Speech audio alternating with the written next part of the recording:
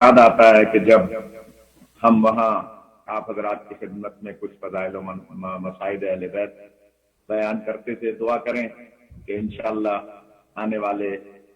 मुहर्रम और सफर में खुदा तमाम मुहिब्बान अहले बैत को पूरी दुनिया में ज्यादा से ज्यादा जिक्र अहले बैत करने की तौफीक अता फरमाए। गुजारिश है कि सुनने वालों की खिदमत में और जो हजरात हमारे भाई मुसलमान बिरादरान अहले सुन्नत इस मजलिस को देख रहे हों, सुन रहे हों, उनकी खिदमत में एक दावत फिक्र है कि कुरान मजीद फुरकान हमीद में अल्लाह ताला ने मुताबिद मुकामात पर इमामत का तज़किरा फरमाया है, और इस आयत में भी जिसे मैंने सरनामा कलाम करार दिया, रब्बुल अरबाब इरशाद फरमाता है कि वकुल्ला शाइन अहसैनाहु फी इमाम मुबीन, कि हमने हर शय को इमाम मुबीन में जमा किया है। सवाल ये पैदा होता है कि सूरह यासीन की 12 नंबर आयत में, जिसका अल्लाह के राज के मुताबिक आयत का नंबर भी 12 है, और ये बताना मकसद है कि वो 12 इमाम हैं कि जो अल्लाह की तरफ से मंसूस किए गए हैं और जिन्हें अल्लाह ने हर शय का इल्म अता फरमाया है। इस आयत के ज़ेल में बिरादरान अहले सुन्नत के यहाँ तफासीर मिलती हैं। तमाम बिरादरान अहले सुन्नत की बड़ी बड़ी किताबों में इस आयत के ज़ेल में हदीस मुबारका मौजूद है कि हुजूर पाक सल्लल्लाहु अलैहि वसल्लम ने फरमाया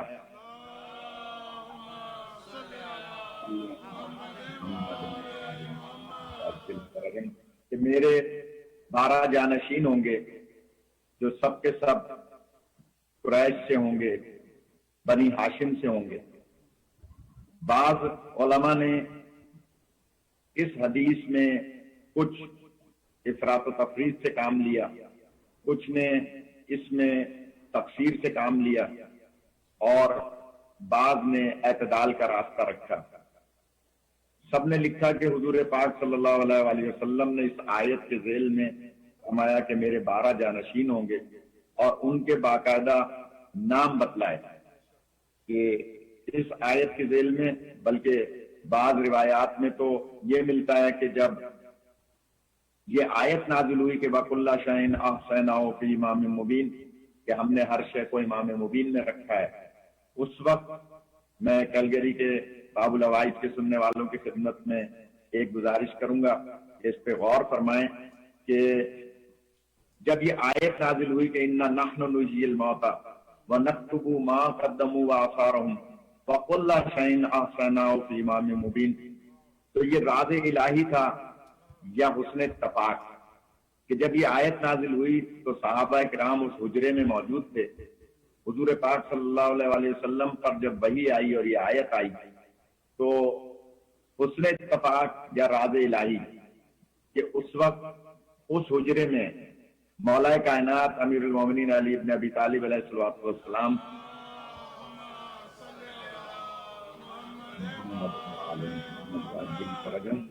मौजूद नहीं थे।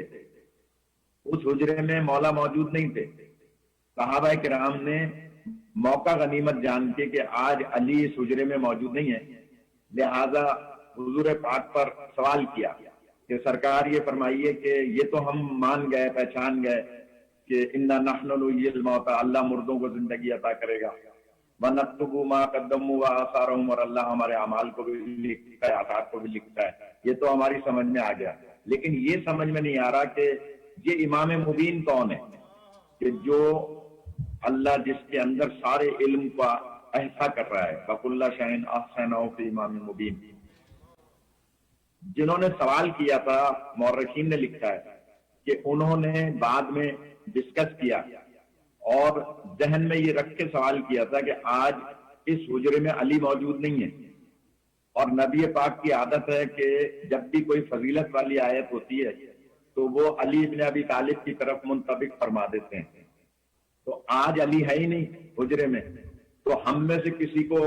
इस आयत का मिज़दाक करार देंगे। लिहाजा ये सोच के सवाल किया कि हम मान गए अल्लाह मुर्दों को जिंदगी देगा, ہم جان گئے کہ اللہ اعمال و آثار کو لکھتا ہے، لیکن یہ سمجھ میں نہیں آ رہا کہ یہ امام مبین کون ہے۔ تو تفسیر عمدۃ البیان میں موجود ہے، تفسیر انوار النجف میں موجود ہے، اور بہت ساری تفاسیر میں ہے، شیعہ سنی تفاسیر میں، کہ اس وقت جب سرکار جواب دینا چاہتے تھے تو اچانک اس حجرے میں ایک پیر مولا علی کا اندر تھا، ایک پیر باہر تھا، تو آپ نے ہاتھ کا اشارہ کر کے فرمایا کہ یہ آنے والا علی ابن ابی طالب اس آیت کا مصداق ہے، جسے امام مبین کہا جاتا ہے۔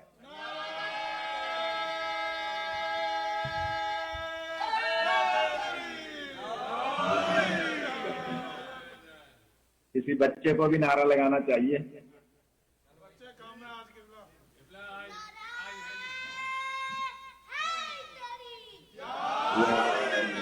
مولا سلامت رکھیں اور خدا ان کے ماں باپ کو کا سایہ رکھے۔ دلی دعائے مولا کائنات کے بارے میں اس وقت صحابہ کے جو دل میں گویا خواہش تھی وہ پوری نہیں ہوئی، تو پھر انہوں نے تھوڑی سی گویا شرمندگی کا اظہار کرتے ہوئے کہا اچھا یہ علی امام مبین ہے، تو بتائیے ان کے بعد کون امام مبین ہوگا؟ تو اس وقت یہ علماء اہل سنت نے، جن کی کتابیں میرے سامنے، میں اس وقت اپنی لائبریری میں ہوں اور ان کی کئی کتابیں میرے سامنے موجود ہیں، قاضی عیاض کی کتاب موجود ہے، فتح باری جسے بخاری کہتے ہیں وہ موجود ہے، جس میں سرکار نے فرمایا کہ میرے بعد علی جو کہ اس آیت کے مصداق ہیں، ان کے بعد ان کے لال حسن ابن علی، اور پھر ان کے دوسرے بیٹے حسین ابن علی، اور ان کے بعد علی ابن الحسین، ان کے بعد محمد ابن علی، پھر ان کے بعد جعفر ابن محمد، پھر ان کے بعد موسیٰ ابن جعفر، اور ان کے بعد پھر علی ابن موسیٰ، اور پھر ان کے بعد محمد ابن علی، جس کا لقب تقی ہوگا اور جس کا ایک لقب جواد ہوگا۔ یعنی یہ ہمارے امام جن کی آج ہم گویا یاد تازہ کر رہے ہیں اور ان کا ذکر کر کے اپنے گویا معرفت اور علم کو بڑھا رہے ہیں، اس کے بعد سرکار نے ان کے بیٹے گویا امام نقی علیہ السلام، ان کے بعد فرمایا کہ ان کے لال ہوں گے حسن عسکری علیہ السلام، اور ان کے بعد فرمایا کہ وہ ہوگا جس کا نام میرے نام پر ہوگا، اور وہ اس وقت آئے گا کہ جب دنیا ظلم و جور سے پر ہو چکی ہوگی اور اللہ اس کے ذریعے سے عدل و انصاف کو پوری دنیا میں قائم فرمائے گا۔ ایک درود پڑھ لیں محمد والے۔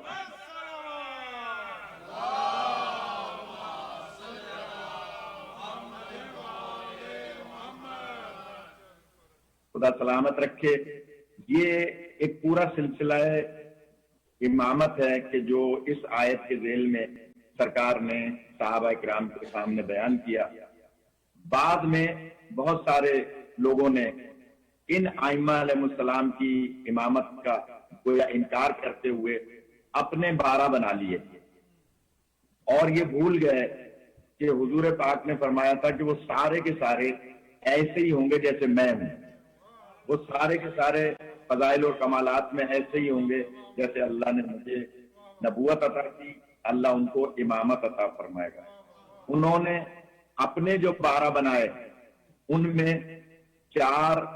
وہ خلفاء کہ جن کو وہ خلفاء راشدین کہتے ہیں، اور اس میں مولا علی علیہ السلام کو بھی شامل کرتے ہیں، اور بعد والوں کو وہ راشدین نہیں کہتے۔ دکھ اور افسوس اسی بات کا ہے کہ جو وہ جانشین رسول نعوذ باللہ بناتے ہیں اور ان کو کتابوں میں درج کرتے ہیں، وہ سب کے سب غیر معصوم ہیں، اور یہاں سرکار نے ایک عصمت کا پورا سلسلہ جاری فرمایا کہ وہ سب کے سب میرے جانشین ہوں گے، اور بھول گئے مسلمان کہ ان میں چھٹا یزید بھی شامل ہے، اور اسے بھی وہ اپنا امام مانتے ہیں کیونکہ ان کو اپنی 12 کی دیگر پوری کرنی تھی، لیکن وہ بھول گئے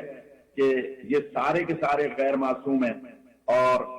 ادھر 12 کے 12 جو جانشین رسول ہیں وہ معصوم ہیں۔ اسی لیے آج ہم جس امام پاک کا تذکرہ کر رہے ہیں، سننے والوں کی خدمت میں خاص طور پہ میری گفتگو اپنے سے چھوٹوں اور بچوں کے لیے زیادہ ہوتی ہے کہ جو نوجوان بچے مجلس میں تشریف فرما ہیں یا انٹرنیٹ پہ دیکھ رہے ہیں انہیں پتہ ہونا چاہیے کہ یہ ہمارے امام کہ جو امام رضا علیہ الصلوۃ والسلام کے لال یعنی حضرت امام محمد تقی الجواد یہ وہ امام ہیں کہ جو منصوص من اللہ ہیں، اور ان کی والدہ گرامی خیزران بی بی جن کا سبیکہ نام بھی ہے، یہ وہ بی بی ہیں کہ جو حضرت ماریہ قبطیہ سلام اللہ علیہا جو رسول پاک کی زوجہ تھی، جن سے اللہ نے ایک فرزند عطا فرمائے تھے جن کو حضرت ابراہیم علیہ السلام کہا جاتا ہے، جن ابراہیم علیہ السلام کو رسول پاک نے امام حسین علیہ السلام پہ قربان کیا تھا۔ یعنی روایت ملتی ہے کہ ایک دانو پر امام حسین علیہ السلام سے رسول پاک تھی اور دوسرے دانو پر حضرت ابراہیم جو حضرت بی بی ماریہ قبطیہ کے وطن سے تھے۔ تو آپ کبھی انہیں پیار کرتے تھے کبھی انہیں پیار کرتے تھے، اور جبرائیل امین آئے اور کہا کہ اللہ کے حبیب آپ اپنے ان دونوں شہزادوں میں سے جو ایک آپ کا سلبی بیٹا ہے اور ایک بیٹی کا بیٹا ہے، ان دونوں میں سے کسی ایک کی محبت کو دل میں رکھیں اور دوسرے کی محبت کو دل سے نکالیں۔ تو ایک جملہ ہمارے بزرگ عالم حضرت علامہ اظہر حسن زیدی صاحب کا تاریخ میں ملتا ہے کہ آپ نے اپنے سلبی فرزند جناب ابراہیم کو دیکھا اور دوسری طرف اپنے بیٹی کے بیٹے کو دیکھا اور دل میں سوچا کہ ابراہیم میرا سلبی بیٹا ضرور ہے لیکن دین نہیں ہے، حسین میری بیٹی کا بیٹا ہے لیکن دین ہے، لہذا اسی طرح جبرائیل امین سے کہا کہ میں ابراہیم کی محبت دل سے نکالتا ہوں، حسین کی محبت کو دل میں رکھتا ہوں۔ اور روایت ملتی ہے کہ اس کے اگلے دن ہی یعنی رات گزری اور صبح حضرت ابراہیم علیہ السلام کا انتقال ہو گیا اور حضور پاک نے انہیں اپنے ہاتھوں سے جنت البقیع میں سپرد تراب فرمایا۔ تو گویا رسول پاک نے اپنا بیٹا قربان کیا امام حسین علیہ السلام پر اور امام حسین کو دین سمجھ کے بچایا۔ تو یہ حضرت ابراہیم کی مادر گرامی ماریہ قبطیہ کے نسل سے ہیں، کون؟ بی بی خیزران جو امام تقی علیہ السلام کی مادر گرامی ہے۔ اور یہی سبب ہے کہ اللہ نے امام علی رضا علیہ السلام کو جبکہ لوگ تانا دیتے تھے کہ جیسے نعوذ باللہ رسول پاک کے جب بیٹے اس دنیا سے چلے گئے تو ابتر کا تانا دیتے تھے، اسی طرح سے مولا علی رضا علیہ السلام کو بھی کیونکہ آپ کے اولاد اس وقت تک نہیں تھی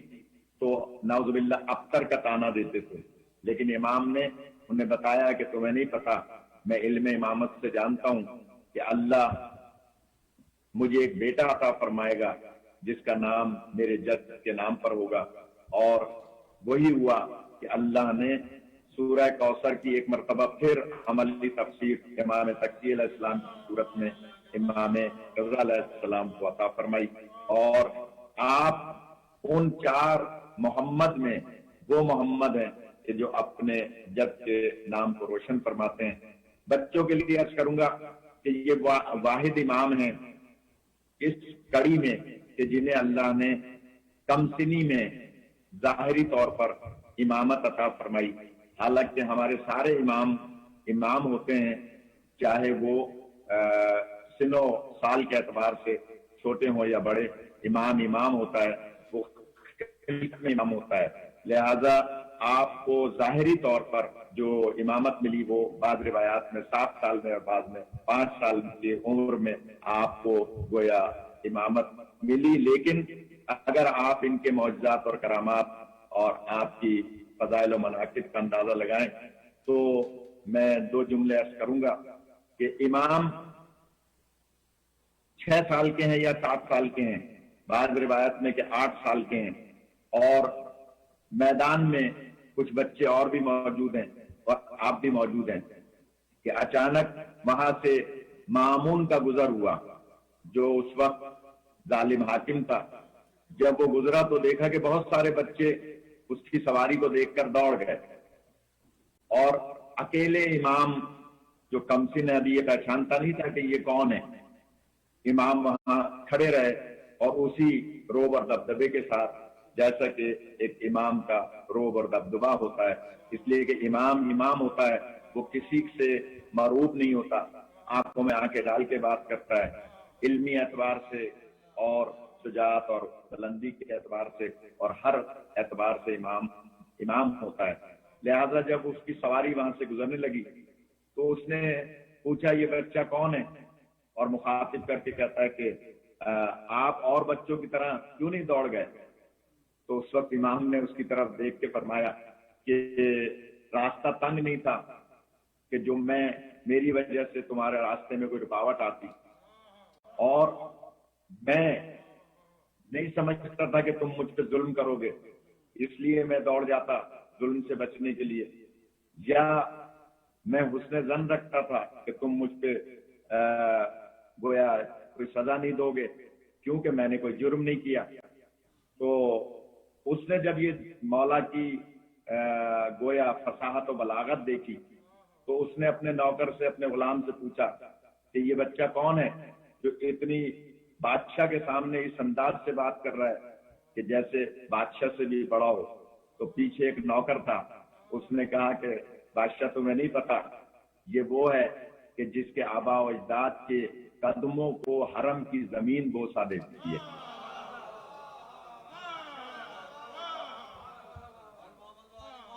मौला सलामत रखें, मौला सबको आबाद रखें कि जिस अंदाज से आप समात फरमाते हैं या आपका खासा है, मौला सबको हर बला और मुसीबत से महफूज रखें और यह अज़ाखाना आबाद व शाद रहे, और जहाँ कहीं भी मुहिब्बान लदैत रहते हैं खुदा उन सबको आबाद व शाद रखे। ये बादशाह जब ये देखता है कि ये तो लाल हैं जिसे अली रजा कहा जाता था, तो आगे चला गया, और आगे जाने के बाद थोड़ा सा सफर करके फिर वापस आया और आकर कहने लगा कि अगर आप वाकई फर्जंदे इमाम रजा हैं तो बताएं मेरी मुट्ठी में क्या है। इमाम मुस्कुरा के फरमाते हैं अल्लाह ताला ने दरिया बनाए हैं, दरियाओं के जरिए से समंदर बनाए हैं, समंदरों और दरियाओं में अल्लाह ने मछलियां पैदा की हैं कि जिनको ताकत दी है, जो जमीन की तह तक जाती हैं, समंदर की तह तक जाती हैं, और अल्लाह ने हवा और फजा में बुखारात रखे हैं। धूप के जरिए से जब पानी पर बुखारात पड़ते हैं तो उसकी गोया तपिश से मछलियां बाज हवा में बुलंद हो जाती हैं, और फिर जब मछली हवा में बुलंद होती है तो बाद बादशाहों के बाद उन मछलियों को अपनी चोंच में दबा लेते हैं और फिर बादशाह की मुट्ठी में दे देते हैं, और बादशाह फिर फर्जंद रसूल से पूछता है कि बताओ मेरी मुट्ठी में क्या है।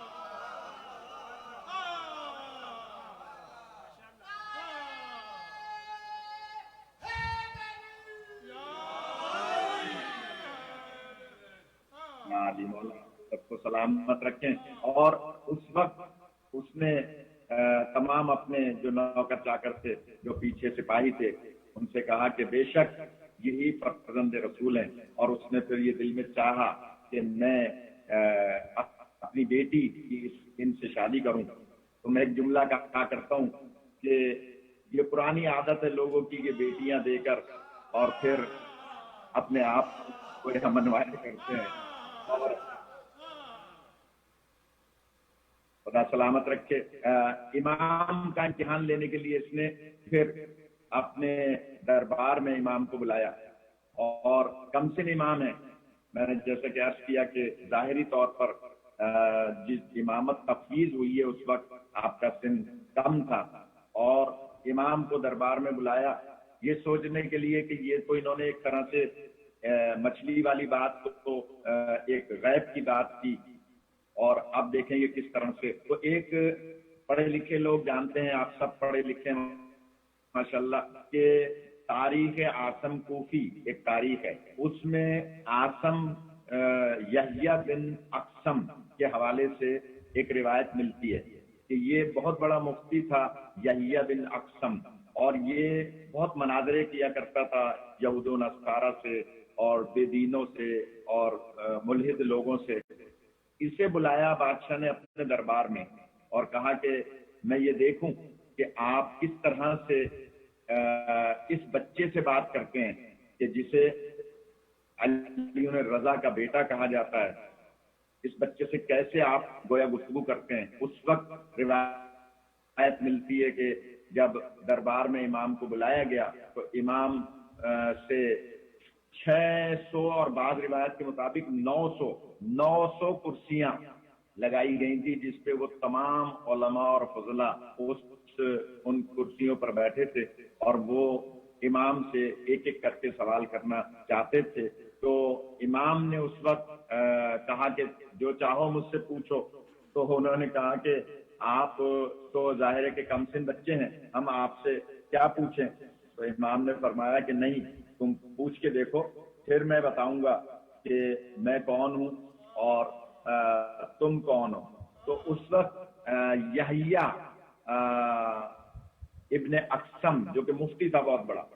اس نے یہ سوچا کہ یہ کیا جواب دیں گے, میں نماز روزے کے بارے میں کیا پوچھوں, ایک ایسا سوال کر لیتا ہوں کہ جس کا جواب یہ نعوذ باللہ نہیں دے پائیں گے. تو اس نے فوراً یہ ایک سوال کیا کہ یہ بتائیے کہ اگر کوئی شخص جو احرام کی حالت میں ہو اور وہ شکار کر لے تو بتائیے کہ اس کا کفارہ کیا ہوگا. وہ یہ سمجھا تھا کہ امام جو ہیں وہ ظاہر ہے کہ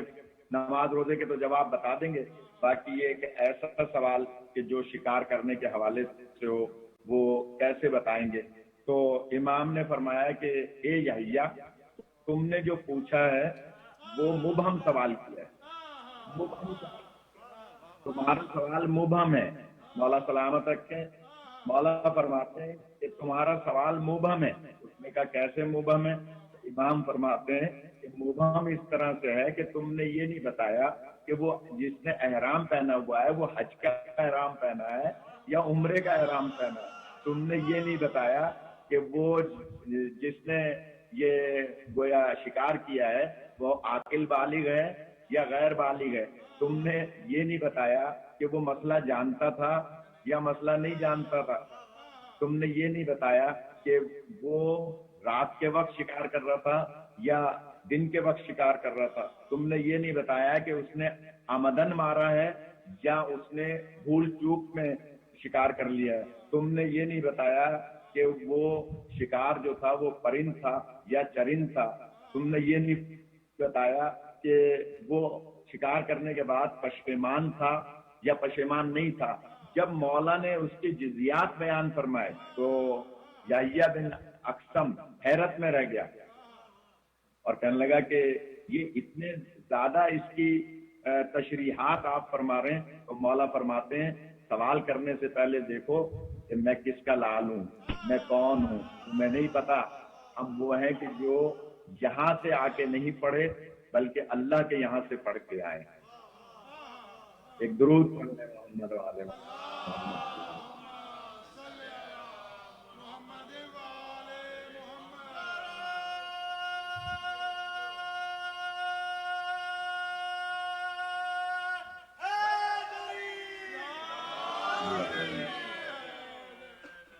خدا آپ کو سلامت رکھے, سوائے غم اہل بیت کے کسی غم میں مبتلا نہ کرے. امام تقی الجواد وہ امام ہیں کہ جیسا کہ میں نے پہلے عرض کیا کہ تقی لقب لینا تمام صاحبان تقویٰ میں, سخی کا لقب لینا تمام اصفیاء خاندان کے افراد میں یہ منفرد مقام ہے امام تقی علیہ السلام کا. اور جتنے بھی رضوی سادات ہیں وہ تقوی سادات بھی کہلاتے ہیں اور رضوی سادات بھی کہلاتے ہیں, اس لیے کہ امام رضا علیہ السلام کے صرف ایک ہی فرزند تھے جنہیں امام محمد تقی علیہ السلام کہا جاتا ہے. اور یہی سبب ہے کہ یہ امام جس انداز سے پوری دنیا میں اس دور میں کہ جب لوگ پریشان ہوا کرتے تھے علم و عمل کے حوالے سے, آپ اس انداز سے کہ ایک مرتبہ آپ مکۃ المکرمہ میں موجود تھے اور وہاں لوگوں کے مسائل کو حل فرما رہے تھے، تو ایک شخص نے دوسرے لوگوں سے کہا کہ یہ تو ایسے گفتگو کر رہے ہیں کہ گویا علم غیب جانتے ہیں، یا یہ تو ایسی گفتگو کر رہے ہیں کہ جیسے گویا یہ پوری دنیا کے چپے چپے سے واقف ہیں۔ اس وقت امام نے اس شخص کی طرف دیکھا اور کہا کہ میرے ہاتھ میں ہاتھ دو۔ اس نے امام کا ہاتھ پکڑا تو مولا اس وقت مکے میں تھے، اچانک اس شخص نے دیکھا کہ شام میں موجود ہیں، حیرت کرنے لگا کہ ابھی تو ہم مکے میں تھے، ہم شام آ گئے۔ امام نے وہاں عبادت کی اور اس کے بعد کہا اب میرا ہاتھ پکڑو، اور اس کے بعد اب جب اس نے ہاتھ پکڑا تو مدینہ منورہ میں موجود تھے۔ حیرت کرنے لگا کہ ہم مدینے میں موجود ہیں۔ آپ نے وہاں نماز پڑھی اور اس کے بعد اس کا ہاتھ پکڑا، اور اس کے بعد اب جو اس نے دیکھا تو پھر شام میں موجود ہیں۔ تو حیرت سے کہنے لگا کہ آپ کیا ہیں، آپ کس طرح سے کبھی شام، کبھی مدینہ، کبھی مکہ پہنچ رہے ہیں؟ تو امام نے فرمایا کہ تمہیں پتہ ہے کہ عاصب بن برقیہ کو اللہ نے تھوڑا سا علم عطا فرمایا تھا،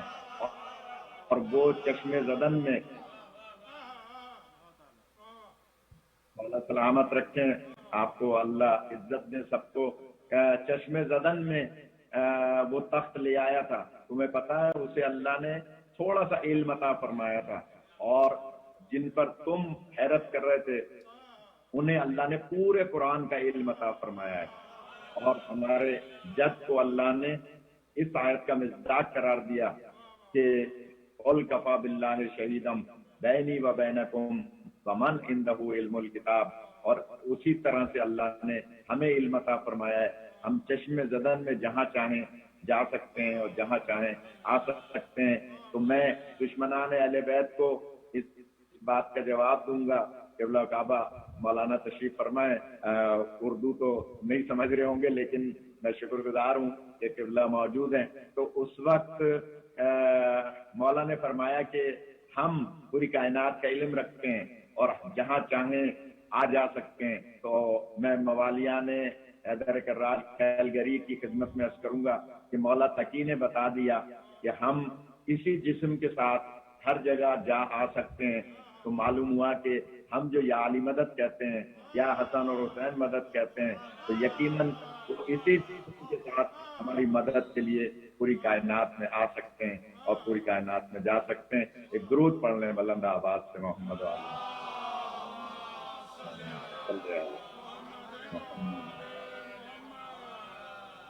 اللہ سلامت رکھے۔ میں قبلہ کعبہ مولانا کی موجودگی سے فائدہ لیتے ہوئے ایک گزارش کروں کہ مولا تقی علیہ السلام کو جواد کے نام سے، جیسا کہ پہلے میں نے عرض کیا، اس لیے یاد کیا جاتا ہے کہ آپ بہت بڑے سخی تھے۔ ایک مرتبہ بادشاہ کے دربار میں، جہاں بادشاہ انعام و اکرام دے رہا تھا لوگوں کو اور امام پر روب ڈالنا چاہ رہا تھا کہ میں سب سے زیادہ سخی ہوں، اس وقت جبکہ وہاں 900 کرسیاں لگی ہوئی تھی، امام نے جب یہ دیکھا کہ یہ مجھ پہ کوئی ظاہری روب ڈالنا چاہ رہا ہے تو آپ نے فرمایا کہ جو چاہے مجھ سے طلب کرے۔ تو جو اگلی رو کے لوگ تھے، جو عمرہ تھے، جو گویا وزیر تھے، انہوں نے کہا کہ ہم تو خود عمرہ اور وزیر ہیں، آپ ہمیں کیا دے سکتے ہیں؟ آپ نے اپنے ہاتھ کو بڑھایا اور آستین سے لال و جواہر نکلنا شروع ہوئے، اور وہ تمام کے تمام جو رؤوسا اور گزرا آگے بیٹھے تھے ان سب کی جھولیاں بھر گئیں۔ وہ حیرت کرنے لگے کہ یہ آپ کی آستین سے لال و جواہر نکل رہے ہیں۔ آپ فرماتے ہیں کہ یہ آستین میرے ہاتھ سے مس ہے اور میرا ہاتھ میرے آبا و اجداد سے مس ہے، اور میرے جد علی بن ابی طالب کا ہاتھ اللہ کا ہاتھ قرار دیا جاتا ہے، اس لیے کہ علی ید اللہ بھی ہیں، عین اللہ بھی ہیں، وجہ اللہ بھی ہیں، لسان اللہ بھی ہیں، حزن اللہ بھی ہیں، لہذا ہم ان کی اولاد ہیں۔ تو روایت ملتی ہے کہ یہ مولا کا جو لقب جواد پڑھا وہ اسی دربار میں کہ جتنے بھی رؤوسا بیٹھے تھے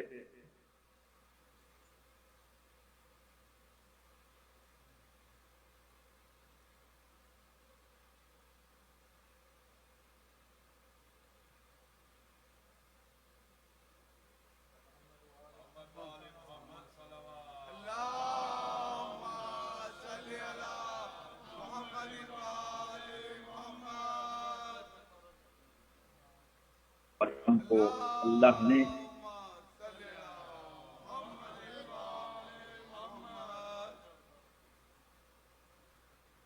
ایک مرتبہ اور درود پڑھنے میں سمجھوں میری آواز پہنچ رہی ہے.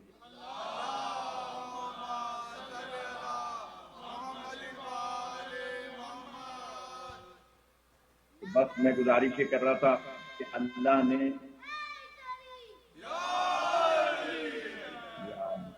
مولا ان بچوں کو، ان کے والدین کو سلامت رکھے. میں عرض کر رہا تھا کہ اللہ تعالیٰ نے امام مبین،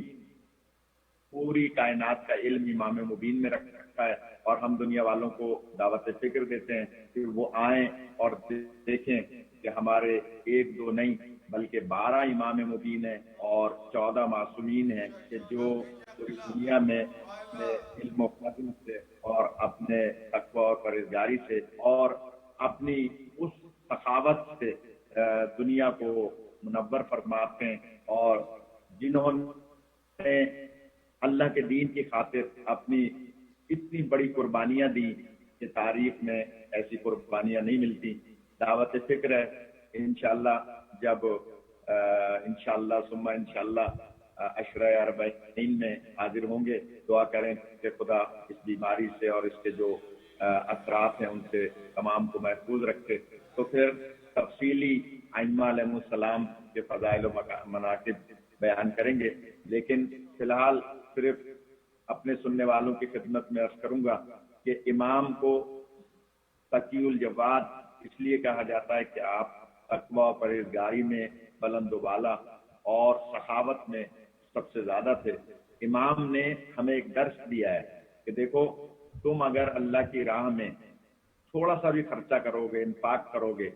تو اللہ تمہاری جان کا بھی محافظ ہوگا اور تمہارے مال کا بھی محافظ ہوگا. ایک روایت ملتی ہے کہ ایک شخص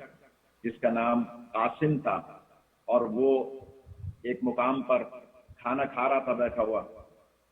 گزرتے ہوئے ایک مسافر نے اس سے کہا کہ مجھے بھوک لگی ہے، تو اس نے ایک روٹی کا ایک ٹکڑا اس مسافر کو دیا جس کو بھوک لگ رہی تھی، اور اس کے بعد اس نے کہا کہ اللہ کا شکر ادا کرو. اتنے میں اتنی تیز آندھی چلی کہ اس شخص کے جو کھانا کھا رہا تھا اس کے کچھ مال و اسباب ہوا میں اڑ گئے، اور اس کے بعد وہ سفر مکمل کر کے جب مدینہ پہنچا تو امام تقی الجواد علیہ السلام کی خدمت میں پہنچا. امام کے پاس بیٹھا تھا کہ اچانک وہ مال و اسباب جو اس کا آندھی طوفان میں اڑ گیا تھا وہ امام کے پاس موجود تھا. امام نے کہا لو قاسم، یہ تمہارا مال تمہارے حوالے کیا جاتا ہے. وہ حیرت کرنے لگا، مولا میں تو بہت دور سفر میں جہاں آندھی آئی تھی وہاں میرا یہ مال اڑ گیا تھا، یہ آپ کے پاس کیسے آ گیا؟ امام فرماتے ہیں کیونکہ تم نے ہماری محبت دل میں رکھ کے ایک سائل کو ایک روٹی کا ٹکڑا دیا تھا، تو اللہ کو یہ برداشت نہیں کہ جو 14 کی محبت دل میں رکھ کے تو اس کا مال و اسباب ضائع ہو جائے، یہ اللہ کو برداشت نہیں ہے. لہذا آپ تمام مومنین کی خدمت میں عرض کروں گا کہ جو 14 کی محبت دل میں رکھ کے اس طرح سے عزاداری کریں، اس طرح سے مولا کے فضائل و مناقب سنیں اور مومنین کی خدمت کریں. جن ممالک میں پاکستان جیسے لوگ کرونا کی یا مختلف وبا کی بیماری سے پریشان ہیں، آپ حضرات ان کی مولا کے نام پر مدد کریں. دنیا بھر میں جہاں کہیں بھی کار خیر کر سکیں، تو جب اگر 14 کے نام پر کریں گے تو اللہ جان کا بھی محافظ ہو جائے گا اور مال کا بھی محافظ ہو جائے گا. خدا ہماری اس عبادت کو قبول کرے. بس چند جملے عرض کروں گا کہ یہ وہ امام ہیں کہ جنہوں نے اپنے آبا و اجداد کے کردار کو، اپنے آبا و اجداد کے فضائل و مناقب کو پوری دنیا میں پھیلایا، اور بہت کم سنی میں، یعنی مولا کی شہادت بہت ہی کم عمری میں 26 سال کے تھے جب مولا تقی الجواد علیہ السلام کو معتصم عباسی نامی خلیفہ نے زہر دیا، اور زہر دینے سے پہلے مولا کو قید خانے میں رکھا تھا، کیونکہ آپ کے فضائل اور مناقب کھل کھل کے باہر آ رہے تھے، اور لوگ بادشاہ سے کہہ رہے تھے کہ جب یہ نوجوان اتنا علم رکھتا ہے تو حکومت کا حق اسی کو ہے. لیکن آپ سب جانتے ہیں کہ جس طرح سے مولا علی علیہ السلام کا حق غصب کیا گیا، جس طرح سے حضرت زہرا پر دروازہ جلایا گیا اور ان کا حق غصب کیا گیا، اسی طرح سے ہر امام کے ساتھ ظالموں نے صرف اس خیال سے کہ کہیں یہ ہماری حکومت ہمارے ہاتھ سے نہ لے لیں، کہیں یہ ہمارے جاؤ حشم کو نہ لے لیں، اسی طرح سے امام تقی علیہ السلام کو کافی عرصہ قید رکھا گیا. اور جب امام قید خانے میں تھے تو اپنے دادا امام موسی کاظم کو یاد کرتے تھے، کیونکہ آپ کے دادا امام موسی کاظم آپ سب جانتے ہیں 14 سال قید میں رہے، اور کبھی امام مولا سجاد کو یاد کرتے تھے کہ میرے جد آقا سجاد کس طرح سے قید خانے میں رہے. اور عزیزارو، جب معتصم باللہ خلیفہ نے امام تقی الجواد کو زہر دیا اور وہ زہر آپ کے جسم میں صلاحیت کر گیا، تو آپ بار بار آسمان کی طرف دیکھتے تھے اور فرماتے تھے رضن بقضائی و تسلیما لامر. اور اس وقت مولا اس انداز سے کربلا والوں کو یاد کرتے تھے. اور جب مولا نقی علیہ السلام اعجاز امامت سے اپنے بابا مولا تقی کے غسل و کفن کے لیے آئے تو ایک روایت ملتی ہے کہ جب مولا نقی علیہ السلام اپنے بابا کو غسل دے رہے تھے تو اس وقت مولا کے لب ہل رہے تھے، اور مولا تقی فرماتے تھے بیٹا نقی اس وقت کو یاد کرو کہ جب میرے جد حسین علیہ السلام کو بھوک اور پیاسا کربلا کے میدان میں شہید کیا گیا تو نہ کوئی ان کو غسل دینے والا تھا، نہ کفن دینے والا تھا. عزیزارو، میں آپ کی خدمت میں عرض کروں گا کہ یہ امام تقی الجواد جو کہ امام نقی علیہ السلام کے بابا ہیں، کہ جنہیں مولا نقی نے بڑے احترام سے بڑے اہتمام سے غسل و کفن دیا، لیکن کیا حال ہوگا اس امام کا کہ جب 11 محرم کو مولا سجاد علیہ السلام کے ہاتھوں میں رسن باندھ کے امام حسین کے لاشے کے پاس سے لے جایا جا رہا تھا تو اس وقت امام سید سجاد بار بار غش کر جاتے تھے، اور جناب زینب عالیہ کہتی تھی کہ بیٹا سجاد ابھی تو بہت لمبا سفر ہے، ابھی تو کوفہ اور شام کے بازار اور قید خانے باقی ہیں. اس وقت مولا سجاد فرماتے تھے پھوپھی اماں میں کیسے برداشت کروں، اس بیٹے کا کیا عالم ہوگا جس کے باپ کا لاشا بھی گور و کفن پڑا ہو اور وہ بیٹا اپنے باپ کو سپرد قراب نہ کر سکے. میں کہوں گا مولا نقی آپ نے اپنے بابا کو بڑے اہتمام کے ساتھ آپ نے اس مقام پر جسے آج کاظمین کہا جاتا ہے اپنے بابا کو سپرد قراب کیا. لیکن میرے لاکھوں سلام اس غریب امام پر جو مولا سجاد کو جب مولا حسین کے لاشے کے پاس سے گزارا جا رہا تھا تو مولا سید سجاد ایک مرتبہ غش کھا کے بابا کے قدموں کی طرف گر پڑے تھے اور کہا تھا بابا بابا میں مجبور ہوں. اس وقت مولا حسین کے لبوں سے آواز آ رہی تھی کہ جو نو کے نیزہ پر سر تھا کہ اے سید سجاد اسلام کے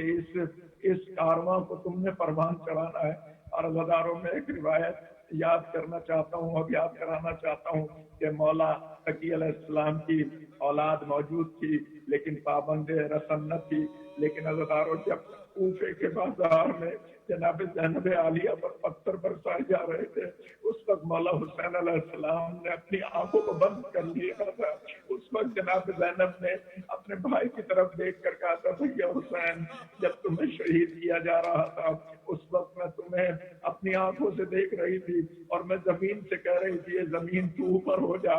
آج بھی تلہ زینبیہ اوپر ہے اور مولا حسین زمین سے فرما رہے تھے کہ تو نیچی ہو جا میری بہن میرے حال تباہ کو نہ دیکھے. تو جناب زینب نے کہا تھا بھیا حسین اب میں نے آپ کو شہید ہوتے ہوئے دیکھا لیکن آپ اس وقت آنکھیں کیوں بند کر رہے ہیں. تو مولا حسین کی آواز آئی بہن زینب مجھ سے برداشت نہیں ہوتا کہ تمہارے سر پر پتھر برسائے جا رہے ہیں. وہ علی کی بیٹی کہہ کے جس کے سر کو کبھی سورج نے بھی برہنا نہ دیکھا تھا اس کے سروں پر پتھر کوفے کے بازار میں برسائے جائیں. میں کہوں گا مولانا کی آپ نے اپنے بابا کو بڑے اہتمام سے غسل و کفن دے کے سپرد تراب کیا لیکن ذرا کربلا میں آئے کہ مولا سجاد کی بے بسی کا عالم، مگر اس وقت کو یاد کریں جب بنی اسد کے افراد آئے تھے اور بنی اسد نے آ کر مولا سجاد اعجاز امامت سے آئے تھے، اور جب ان لاشوں کو سپرد تراب کیا تھا، عزادار و روایت ملتی ہے اس وقت مولا سجاد بار بار گھٹنوں کے بل بیٹھ جاتے تھے اور کہتے تھے بابا حسین، اے علی اکبر، اے قاسم، اے اون محمد، میں مجبور تھا ورنہ میں اپنے ہاتھوں سے تمہیں سپرد تراب کرتا۔ ہمارے لاکھوں سلام مولا تقی الجواد پر، ہمارے لاکھوں سلام کربلا والوں پر۔ انا للہ و انا الیہ راجعون۔ ماتم حسین۔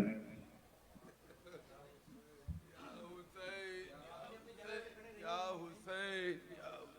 یا حسین،